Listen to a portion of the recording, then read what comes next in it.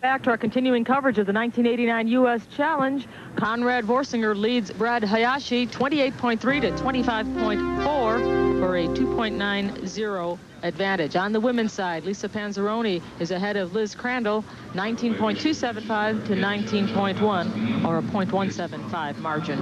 Right now we are ready for the balance beam, which is the third event of 4 for the women, while the men will move to vaulting for their fourth event of 6. This is Lisa Panzironi, the 16-year-old from Lima, Ohio, currently lives in Columbus, Ohio, but is in training now in Allentown, Pennsylvania. Lisa has a real wealth of national and international experience. She's been on the senior national team for 3 years, and her competitor, Elisabeth Crandall, is still yet a junior, but she's been on the junior national team for 2 years. So in a way, it's kind of the seniors versus the juniors here.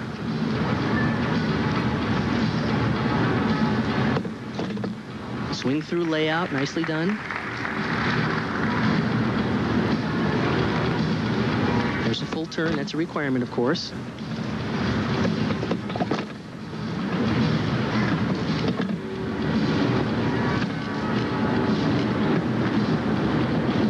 Here she's setting up for an acro series. It's a series of flips, back handspring to a layout.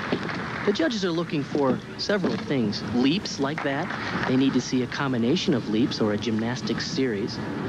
They need to see an acro series, which we saw earlier with the back handspring through to the layout. That, of course, is referring to acrobatic in terms of tumbling when you say acro series. They also need to see a mixed series, which includes both an acrobatic move and a gymnastic move.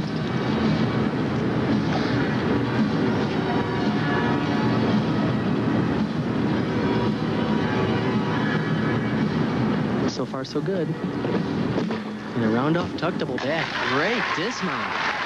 It looked easy for her, and that's still one of the more difficult dismounts being done. She did have a slight hesitation on her mount, but after that, it was very smooth sailing. This is the back handspring. Right to a layout. Does a good job at keeping that baby on the beam. And then here's the dismount. This is excellent. Round off, good lift. Excellent form in the air, even with toes pointed, and that's a very difficult way to go through 2 flips, trying to worry about form. Good job. Right now she is ahead of Elisabeth Crandall by a 0.175 margin, and certainly that performance didn't hurt her at all. As you look now at Liz Crandall, who is waiting for the beam score of Lisa Panzironi.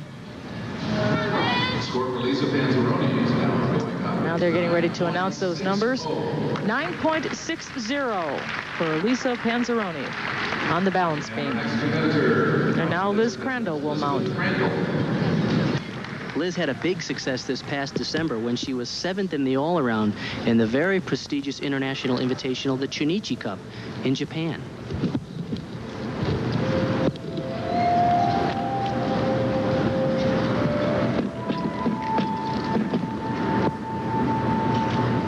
She says this is her favorite event.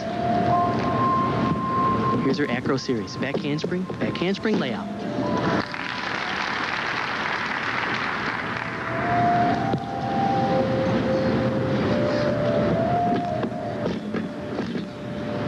Switch legs, split leaps.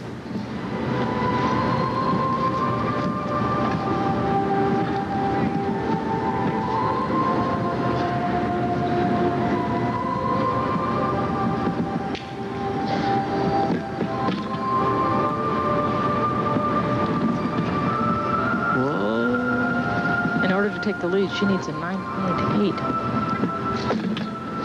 Boy, she can do this stuff, although she had a little trouble on that full turn, which is a requirement. She handled this swing through layout beautifully. Aerial, she covered that.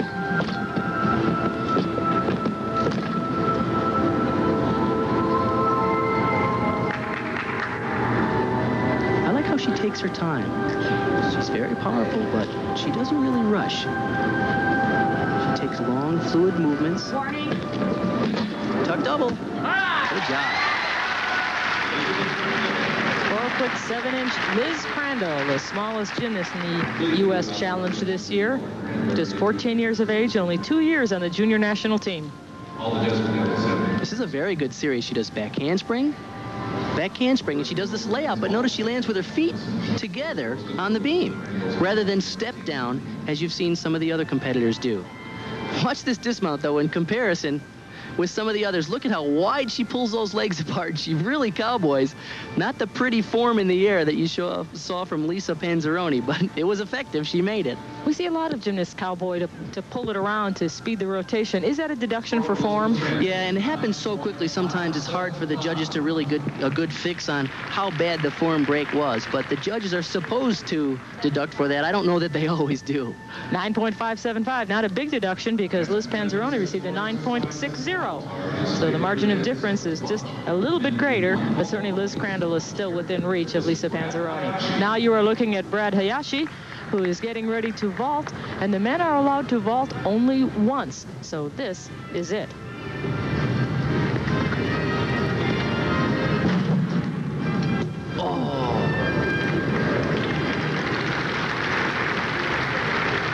Way short on the landing. This is a new vault. I was talking to him in the warm-ups. I said, what are you going to do new in this competition? He said, I have a new vault called a Cuervo. This one in the laid-out position. This is a really difficult vault. There's only a few guys in the world that can do it. I think it just didn't look like he had the kind of power that he needed to do it. Right here, he's pushing like crazy. He kind of sent it out rather than sending it up. If he got a little more height, he might have been able to pull that around. 8.80. Brad's arch rival from Stanford University. He's having a rough day, but you know, he's a fine young gymnast, and I think he'll be a great gymnast because he can already do a lot of difficulty.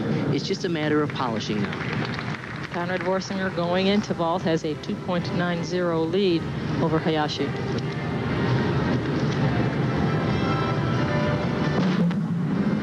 Oh, that's a nice looking ball.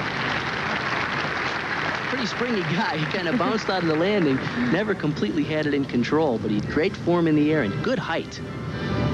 Watch what happens here. He's going to do a round off on. It's called a kasamatsu.